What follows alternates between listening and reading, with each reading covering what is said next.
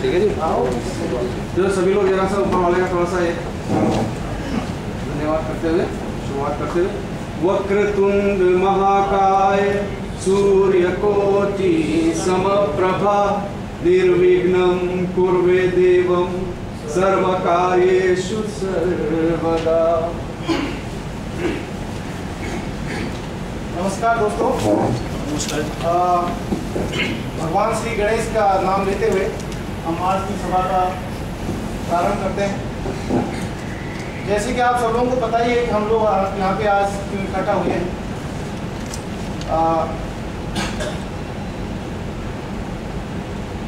सर्वप्रथम मैं आप सभी लोगों का अलग अलग जगह से यहाँ पे आने के लिए बहुत बहुत शुक्रिया अदा करता हूँ। और आपके यहाँ पे आने का मकसद पक्की तौर पे ये इस बात की गवाही देता है कि आप सब लोग अपने उत्तराखंड के लोगों को एक सूत्र में बांधना चाहते हैं। सबसे पहले मैं आपको थोड़ा शॉर्ट में बता दूं कि हमारी आज की सभा का किस तरह से हम संपन्न करेंगे।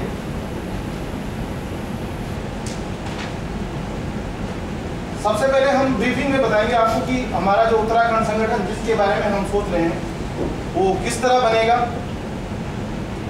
हमने उसको एक रफ नेम दिया है UCAK, उत्तराखंड कल्चरल एसोसिएशन को। तो ये आम सहमति से इसका नाम भी पारित किया जाएगा। ये एक प्रपोजल है। हमें संगठन की जरूरत क्यों पड़ी इस बारे में हम आपको बताएंगे। हमने एक रफ प्रपोजल बनाया है उत्तराखंड एसोसिएशन का कॉन्स्टिट्यूशन, संविधान, और हमने उसको हिंदी में भी अनुवाद किया है, जिसे हमारे श्री रविंद्र सिंह जी रावत आपको हिंदी में उसका संक्षिप्त रूप बताएंगे। मेरा आप सभी लोगों से अनुरोध है कि आप लोग जो हमारा ये प्रपोजल है ये फाइनल नहीं है, ये कुछ लोगों द्वारा बनाया गया प्रपोजल है, तो आप इसको ध्यान से सुन लीजिए। अभी रावत जी आपको डिटेल में बताएंगे हिंदी में कैसे वो है लिखा गया है। और इसमें प्लीज़ आप अपने पॉइंट्स नोट कर लीजिए। अगर आपको लगता है कि इसमें कुछ खामियां हैं या आप चाहते हैं इसमें कुछ चेंजेस हों, तो हमें आपके बहुमूल्य सुझावों का स्वागत रहेगा और उसके अकॉर्डिंग हम एक निष्कर्ष पर पहुंच पाएंगे कि ये जो संगठन है वो किस तरह बनेगा। तदोपरांत रावत जी हिंदी में आपको पढ़ के सुनाएंगे जो कॉन्स्टिट्यूशन लिखा गया है, उसके सारे पॉइंट बताएंगे। उसके बाद मैं चाहूँगा कि एक एक करके आप में से सब लोग यहाँ पे आएँ और जो रावत जी ने आपको बताया उस पर अपनी टिप्पणी करें। आप बताएं कि एसोसिएशन क्यों बनना चाहिए, आप एक एसोसिएशन से क्यों जुड़ना चाहते हैं। आप अपने स्वतंत्र विचार रखेंगे और इसमें किसी टाइप की भी फाउंडेशन नहीं है कि आपको जो दूसरे ने बोला वही बोलना है। आप पूरी तरह से स्वतंत्र हैं बोलने के लिए। सबसे पहली बात, एक संगठन है क्या चीज। सेकेंडली, हमें संगठन की जरूरत क्यों पड़ी, आप संगठन से क्यों जुड़ना चाहते हैं। डेफिनेटली दुनिया में कोई भी आदमी, मेरा ये मानना है कि बिना किसी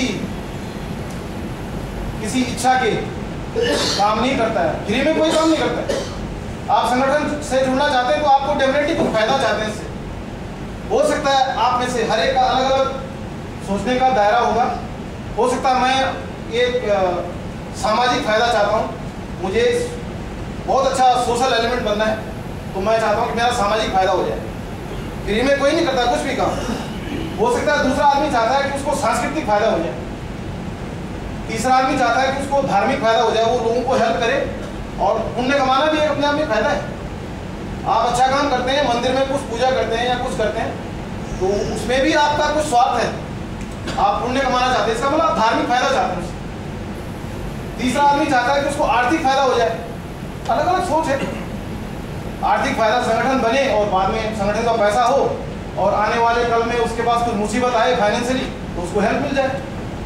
हो सकता है हमें से किसी एक का आइडिया हो, इसलिए तो आया है। तो मैं चाहता हूँ आप लोग यहाँ पे आए हैं तो आप अपना ये बताएं कि आप क्यों जुड़ना चाहते हैं। हमें संगठन से जुड़ के फायदा क्या होगा, हमें संगठन को देना क्या पड़ेगा उस फायदे के लिए। बिना दिए हुए तो कुछ होगा नहीं ना, क्या खोना पड़ेगा, वो ना हो कि हमारी इनकम सारी यहीं चली जाए। तो उससे भी हमें पता करना है कि हमारा कितना जाएगा और हमें कितना मिलेगा। मिलेगा तो किस कंडीशन में मिलेगा।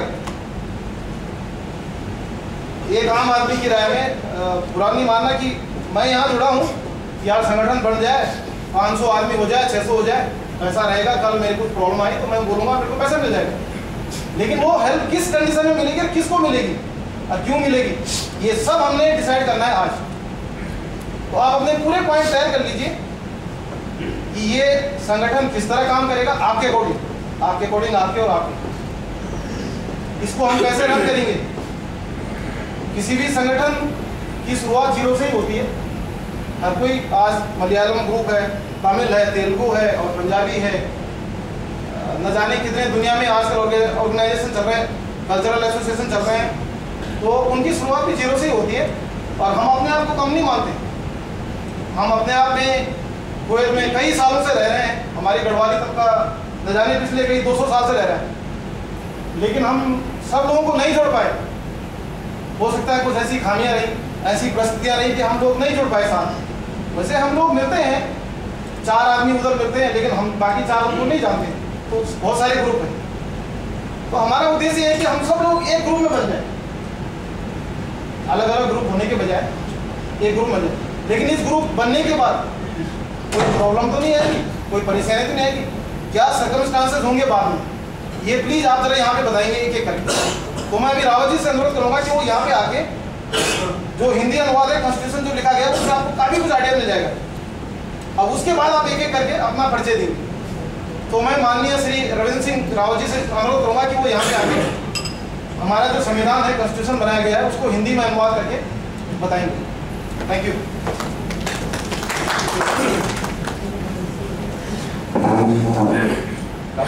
दबंग आवाज में बोल दिया भाई, तो मैं तो उतना, हाँ मैं सिर्फ पढ़ के सुनाऊंगा कि क्या क्या हम लोगों ने ये तैयार किया है। कुवैत में रहने वाले उत्तराखंड वासियों की अनुमानित जनसंख्या लगभग 300 से 500 के बीच में, जिसमें 100 से के बीच में जो है परिवार वाले लोग हैं, 70 से 100 के बीच में परिवार वाले लोग हैं बच्चों सहित, तथा 200 से 250 से 300 के लगभग बैचलर लोग काम कर रहे हैं। अभी तक उत्तराखंड ग्रुप 2 भागों में विभाजित था, बटा हुआ था। इसमें परिवार वाले लोग अपने कार्यक्रम का त्यौहार एक ग्रुप में मनाते थे और दूसरे बैचलर लोग अपनी सहूलियत के हिसाब से छोटे छोटे ग्रुपों में इकट्ठा होकर एक दूसरे की समस्या को सुलझाना या सेलिब्रेट करना, कोई फेस्टिवल इस तरह से करते थे। एक साथ एक ग्रुप में लाने की कोशिश की जा रही है अब। और वैसे भी किसी भी बड़े ग्रुप को कुवैत में एक साथ कोई त्यौहार मनाना या सेलिब्रेट करना या कोई सांस्कृतिक कार्यक्रम करना इस बिना रजिस्टर्ड एसोसिएशन के अलाउ नहीं है, वैसे भी ज़्यादा बड़ी गैदरिंग करना, तो ये संभव नहीं था। यही कारण है कि हम सभी को एकजुट होकर किसी एक ग्रुप में अपना योगदान देना बहुत ज़रूरी है और इसके लिए एसोसिएशन रजिस्टर्ड कराना बहुत ज़रूरी है। अब ये विजन में पढ़ देता हूँ। उत्तराखंड समिति का जो विजन है, दृष्टिकोण है, क्या है। उत्तराखंड में रहने वाले सभी उत्तराखंड वासियों की एक अलग पहचान और उत्तराखंड की संस्कृति और सभ्यता को जीवित रखते हुए निरंतर आने वाली पीढ़ियों तक इसकी पहचान को बरकरार रखना। नंबर 1 आप लोग पॉइंट लिख सकते हैं इसमें। उत्तराखंड समिति का उद्देश्य, एम क्या है। कुवैत में रह रहे सभी उत्तराखंड वासियों द्वारा विभिन्न प्रकार के सांस्कृतिक, सामाजिक, साहित्यिक और क्षेत्रीय त्योहारों को आपसी भाईचारे और सौहार्द के साथ मनाना। समिति के सभी सदस्यों के कल्याण हेतु उनकी अकस्मात परिस्थितियों में उनकी मदद करना, सहायता करना। ऑब्जेक्टिव्स पढ़ रहा हूँ, वैकल्पिक कार्य जो होंगे। उत्तराखंड की कला संस्कृति को प्रभावित तरीके से आगे बढ़ाना, समिति का उद्देश्य किसी भी सदस्य या संस्था से आर्थिक पूंजी जमा करना नहीं। ये बात बहुत क्लियर है कि आर्थिक पूंजी जमा करने का उद्देश्य हमारा नहीं। समाज में अपनी अच्छी पहचान कायम रखना, उत्तराखंड समिति और अन्य किसी सामाजिक संस्था के साथ शुभ अच्छे रिलेशन कायम करना, अच्छे संबंध। यह संस्था किसी भी राजनीतिक और धार्मिक पहलुओं पर ना तो कार्य करेगी और ना ही ऐसे कार्य करने वाली किसी संस्था से प्रेरित होगी। स्कूल वगैरह कई तरह की संस्थाएं जो धार्मिक जो काम कर रही है इस तरह के, हम इस तरह से कोई प्रभावित नहीं होंगे और हम इसमें कोई। उत्तराखंड समिति का पता जो रहेगा वो समिति का पता सदस्यों द्वारा चयनित अध्यक्ष का पता रहेगा। जो भी प्रेसिडेंट बनेगा उसका जो एड्रेस है वही हमारा एड्रेस रहेगा। उत्तराखंड समिति की सदस्यता, मेंबरशिप। उत्तराखंड समिति की सदस्यता की पात्रता वो सभी व्यक्ति जो मूल रूप से उत्तराखंड राज्य से जुड़े हों और स्थायी रूप से कुवैत के प्रवासी हों और उनकी उम्र 18 साल से अधिक हो को दी जाए। इसमें कुछ एक हमारे एक्सेप्शनल केस ये है कि हमारे साथ जो 10-12 सालों से 15 सालों से बहुत करीबी हमारे उत्तराखंड के करीबी मित्र हैं, कुछ एक तो ज़रूरी है कि गढ़वाली हो, पंजाबी मित्र हैं हमारे बहुत खास, वो हमारे फेस्टिवल्स को मनाते हैं, वो हमारे त्योहारों को मनाते हैं, उनको स्पेशल तौर पे एक महत्व दिया जाएगा और उनको मेंबरशिप दी जाएगी। उत्तराखंड समिति का सदस्यता शुल्क। सदस्यता शुल्क मासिक तौर पर, ये अभी हम लोग डिसाइड करेंगे कि ½ दिनार पर मंथ रखना है या 1 दिनार पर, जिसे कोई भी सदस्य मासिक, मंथली, तिमाही, क्वार्टरली, छमाही, 6 मंथली या वार्षिक किस्त के तौर पर अदा कर सकते हैं। समिति का कोई भी सदस्य समिति की राशि कोष में वृद्धि हेतु कभी भी स्वेच्छा से दान दे सकता है। तो हम लोग आजाद हैं, हम कभी भी अपनी तरफ से कोई 100 दिनार, कोई 200, कोई 300, कोई डोनेशन दे सकता है, जो कि समिति के उत्थान के लिए अच्छा रहेगा। उत्तराखंड समिति के प्रधान कार्यकारी अधिकारी, कोर कमेटी में क्या क्या मेंबर्स होंगे? एक तो अध्यक्ष रहेगा, प्रेसिडेंट, उपाध्यक्ष, वाइस प्रेसिडेंट, मुख्य सचिव, सेक्रेटरी, सहायक सचिव, असिस्टेंट सेक्रेटरी, आर्थिक सचिव, फाइनेंशियल सेक्रेटरी, कोषाध्यक्ष, ट्रेजरर, सामाजिक सचिव, सोशल सेक्रेटरी, सहायक सामाजिक सचिव, असिस्टेंट सोशल सेक्रेटरी। उक्त लिखित सभी कार्यकारी अधिकारियों का चयन आम सहमति से पूरे प्रजातांत्रिक बिंदुओं को ध्यान में रखते हुए किया जाए। अब इसमें थोड़ी बहुत जिम्मेदारी भी लिखी हमने कि किसकी क्या क्या जिम्मेदारी होगी। अध्यक्ष की जिम्मेदारी होगी, सदस्यों द्वारा चयनित अध्यक्ष समिति का प्रथम प्रवक्ता होगा। He will be the first speaker of the committee and he will be responsible for any program। कोई भी प्रोग्राम होता है तो उसके लिए वो मेन जिम्मेवार पर्सन होगा।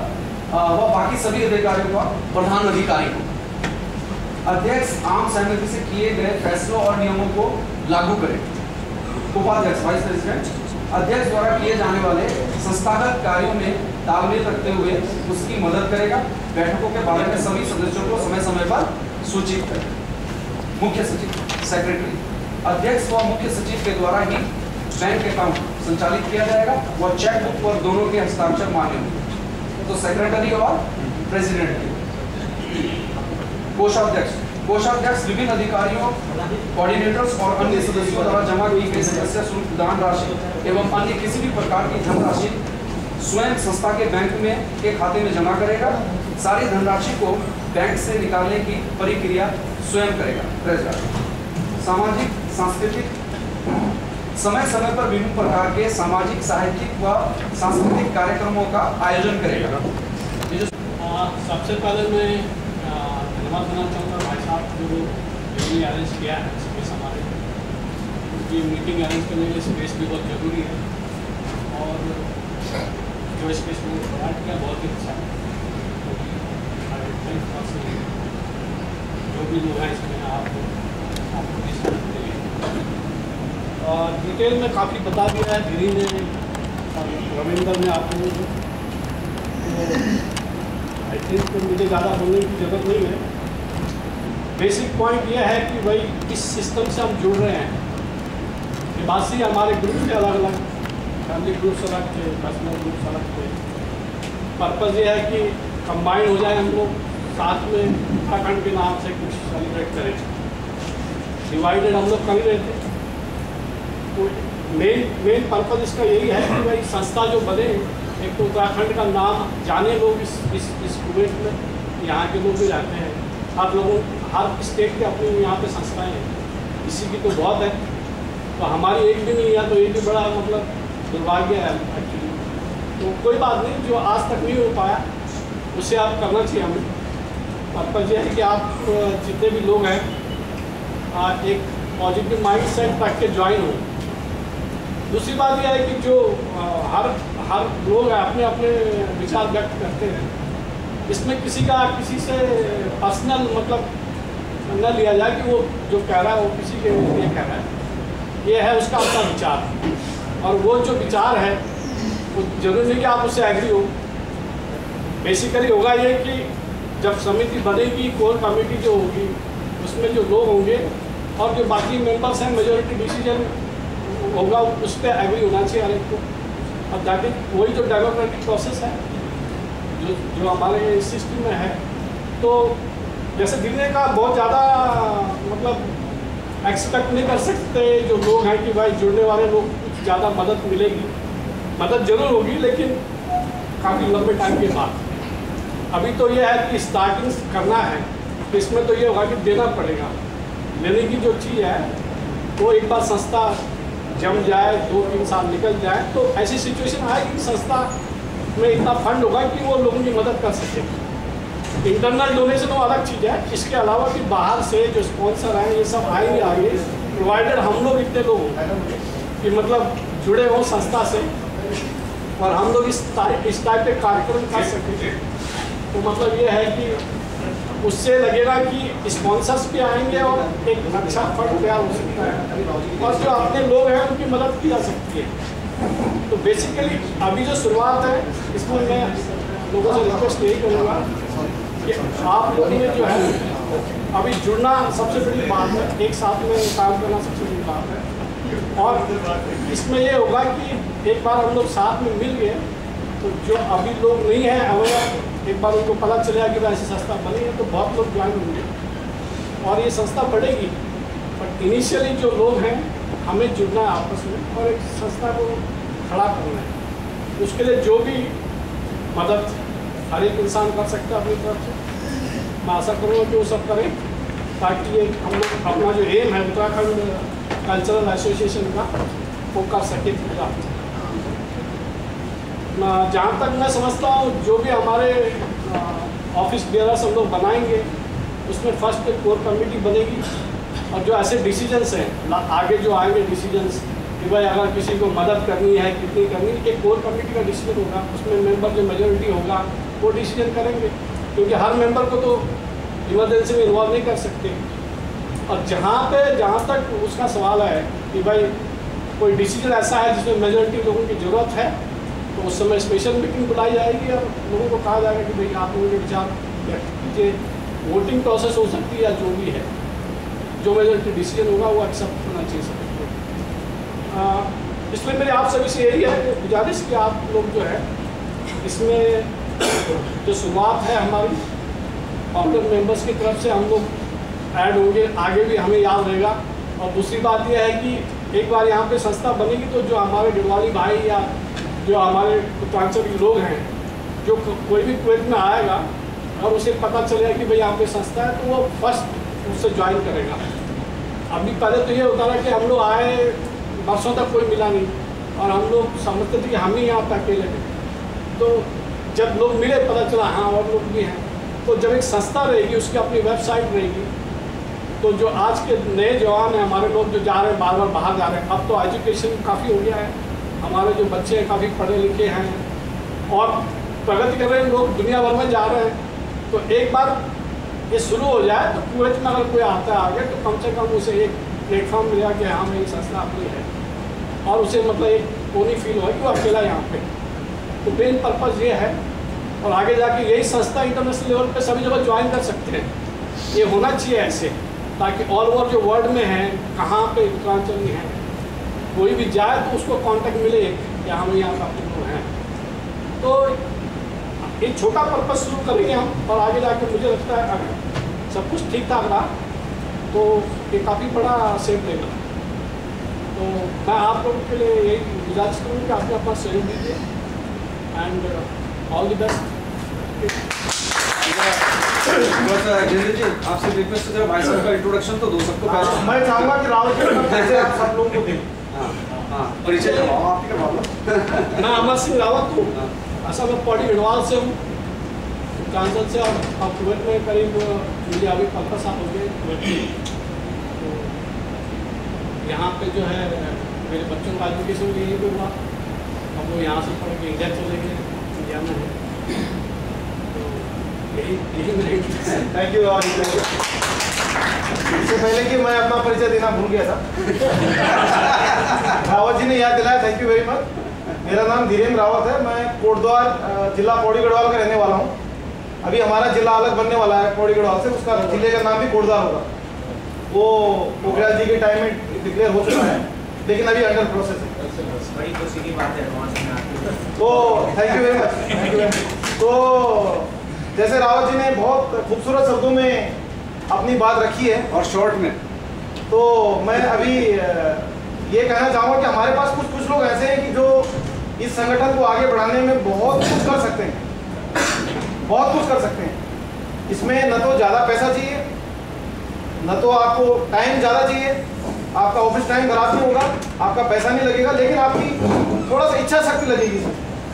अपने रावत जी लगे हुए हैं, काफ़ी मेहनत पे कई कुछ सालों से लगे हुए हैं, ऐसा नहीं कि 1-2 दिन का काम है। इसमें काफ़ी टाइम लग गया उनको इतना इकट्ठा करने में, और अभी राह बहुत कठिन है, राह बहुत कठिन है। सफलता पाने के लिए आप सब लोगों को कंधा लगाना पड़ेगा, जोर का। ये आप पक्का समझ लीजिए, बहुत मुश्किल रहा है, लेकिन असंभव नहीं है। हमारे पास कुछ लोग ऐसे भी हैं, अच्छी बात है, हमारे लिए गर्व की बात है। हमारे पास ऐसे लोग हैं, श्री धर्म सिंह जी बिष्ट जैसे लोग, जो कि हमारे संगठन का रीढ़ की हड्डी बन सकते हैं। अपने रावत जी, अमर सिंह जी रावत जी जिन्होंने अभी कहा, वो हैं। महावीर सिंह रावत जी हैं, अपने देवेंद्र सजवाण जी हैं, देवेश पंत जी हैं, JS बिष्टी हैं। तो एक से हैं हमारे पास, और मैं तो चाहता हूं कि हमारे पास ऐसे लोग जुड़े हुए हैं। मैं शॉर्ट में बोलना चाहूँगा, हमारे सजवाण जी ये मैन फील्ड में है, हमारा खुद का एक तैयारा हो। हमारे पास एयरक्राफ्ट इंजीनियर हैं, अपने भंडारी जी, अशोक भंडारी जी बैठे हैं। वो एयरक्राफ्ट इंजीनियर खराब हो तो वो बनाए, और हम सब लोग पूरी दुनिया की सैर करेंगे, तो कितना मजा आएगा।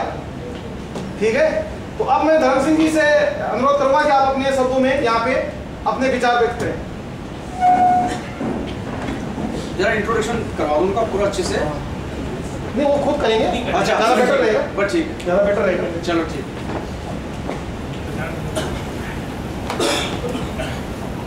नमस्कार।